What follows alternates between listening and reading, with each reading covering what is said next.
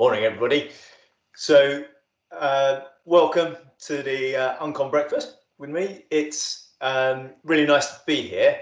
Great to see so many people here. A lot of you know me already. Quite a few don't as well. So I'm Scott. I'm from FuzzLab. We build virtual agents for social housing. That's what we do. That's all we do. Personally, I've been in social housing now for about 6 years. I was in many different sectors as a consultant before that. And today we're going to just try to get some chat going around chatbots, virtual agents for our sector. So before we jump into that, I just want to clarify the difference perhaps between a chatbot, a virtual agent, and a virtual assistant. Different people have got different definitions, but for me, what makes it most simple is a chatbot I see as being flat questions and answers. You ask a question, you get an answer. A virtual assistant on the other end of the spectrum, something like Alexa, where you've got a really broad range of questions that can be asked, extremely broad, and she can do other things as well, such as do shopping and things like that.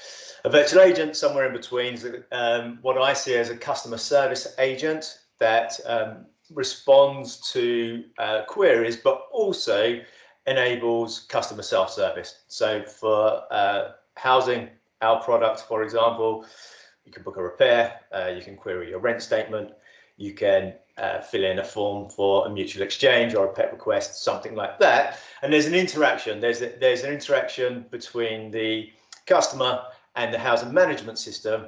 We obviously have to build an interface for that so that they can get their personal data and perform the services that they want to perform.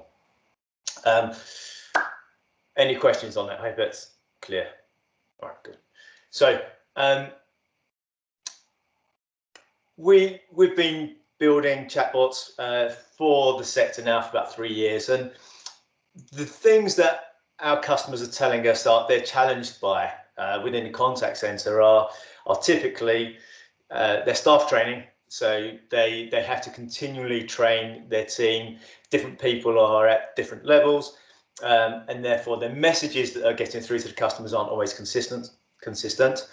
The staff availability, it would be ideal, right? It would be absolutely ideal if we could afford to have customer service agents available 24 hours a day, 7 days a week, all being highly motivated, all being highly trained.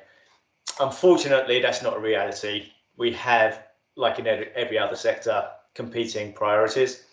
And therefore, we don't always have that availability of staff. Most contact centres are 9 till 5. Some might be a little bit less than that, but staff do need to be off. And those budget constraints. So the Housemark did a survey. It said the top 3 challenges faced by social landlords in their contact centres are maintaining high volume, high quality of service with budget constraints. So that's big. Enabling customer self-service and doing that over multiple digital channels. So yeah, so they're the things that we're seeing challenges by customers. Ultimately, what it comes down to is the contact center managers need and want to reduce call volumes. If you could do that, then that's the thing that most people are asking for, and then the solution is the digital channels and the customer self-service to enable that. There's other things that can be done in terms of business processes in other parts of the business to reduce call volumes as well. But if we can, our vision and mission is that if we can reduce the call volumes by enabling customer self-service through a virtual agent, that means that the contact center team can spend more time on the customers that really need them most. We don't believe that customers shouldn't be able to phone the contact center. There's always going to be cases where people want to do that and need to do that. The virtual agent is great, but it does have a limited capacity. You know, if you've got a real disaster on your hands, then virtual agent's not the right medium with which to engage with your landlord. So we feel there's always going to be and should be a space for customers to get through on the telephones. The problem is when they do want to get through at the moment, often they're left on hold. The advice they're getting isn't consistent, and they can't get through outside of business hours, and that's a problem, right? And it's interesting. This is a discussion for a topic for discussion later, maybe, that if we value our customers and truly value our customers, and I believe in social housing, we do. I think we put customers at the centre of everything we do in housing, far better than any other sector I've worked in. You could argue healthcare, perhaps, but even then, you know, there's an element where customer care isn't as anywhere near as good as it could be. So social housing is right up there. So if that's the case, right, why is it that we're not investing in the contact centres to really look after our customers? It's because there is competition of budget and resource, right? So what can we do to support that? What can we do with technology to support that? Well, the benefits of the chatbot are that it's available 24/7. It is extremely cost effective. There's the interface between the customer and the landlord through a chat interface, we feel is much more natural than a portal or an app on your mobile. We've kind of got used to, as a society, of filling in forms. We've kind of got used to a user interface when we're online and perhaps shopping with stuff. And that's fine. It's a relatively useful shop window. But when you're talking about housing, there's so many services that we provide in social housing that customers and some of those who are less digitally able than others struggle to navigate around a portal. They struggle to recognize where they are within a form, within a window. And that's just because it's a relatively unnatural way to engage. Whereas with the chat, at least, it's bi-directional. You can guide people along, and people are much more used to it. We've been doing it for centuries, right? So that's what we see, but it's not easy. Right. So where I think we try to differentiate ourselves is that we recognize that building a chatbot and getting it right takes a lot of time, takes a lot of analysis, takes a lot of testing, and there's a lot of hurdles and a lot of pitfalls as well. I think it's safe to say that a lot of people have interacted with chatbots and not had the best experience. And I think that's because of the complexities that are involved with it.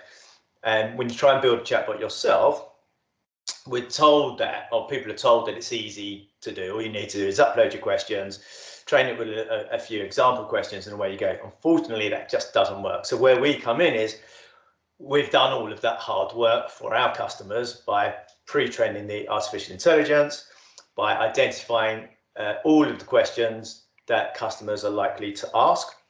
Within housing, there's a huge spectrum. So we've got thousands of questions built into the product, but that's the problem. When you try and build it yourself, it's really hard to figure out all of those questions unless you do that analysis, and it takes years. Your customers are going to be asking questions of your chatbot or virtual agent and not getting the responses that they need. So that's one thing. The other bit is making sure that the responses are deep enough that your customers get the information that they need, but not so deep that they just get lost, because that chat interface is quite small, right? So you don't want really loads and loads and loads of words in there. It's just going to confuse people. So you've got to get that balance right. And a lot of people, it takes time to do that. It takes experience to do that. And a lot of chatbots that I've seen haven't quite got that right. Importantly, you need that integration with the back end. So our data shows that just having that chatbot with a flat question and answer does handle some of the problems, but the majority will still end up needing to phone the contact center. Therefore, you've just frustrated your customer a little bit more because they've wasted some time, and you've not removed any calls from the contact center. So it's a lose-lose. By having the integrations that customers can really self-serve, and it becomes a channel in its own right, we see the call volumes drop dramatically, because customers can, if a customer says, for example, how do I book a repair? They don't really want to understand what that process is. It's kind of pointless just telling them what to do, and not great customer service or experience pinging them to a different channel. What they really want to do is book a repair there and then. But you can't do that unless you've got your integration, unless your chatbot is trained to recognize all of the different components of a home, all of different items within the different rooms, and all the things that can go wrong. And then to do that as well, you need to integrate with your housing management system, get down to your scheduler rates, and be able then to book and schedule that in the back end. Otherwise, you're creating a job for somebody. So you need that self-service. You need the business process automation as well, so that your customer can have their problem resolved there and then and in channel. Importantly, your chatbot needs to have a personality, and that personality needs to reflect that of the organization. So if you don't have your processes of your contact center and your customer services well defined, your chatbot is then going to be confused, and that confusion is visible to the customer as well. So you need to have that. It needs to know what the processes are that it's advising on. If I want to do a mutual exchange, I need to know for sure what that process is, and therefore the chatbot needs to tell me that as well. So a few things we need to get right. I'm running out of time, so I'm going to draw a close there. Perhaps we can discuss that over breakfast while we're chatting. Any questions, let me know, and let's get at it.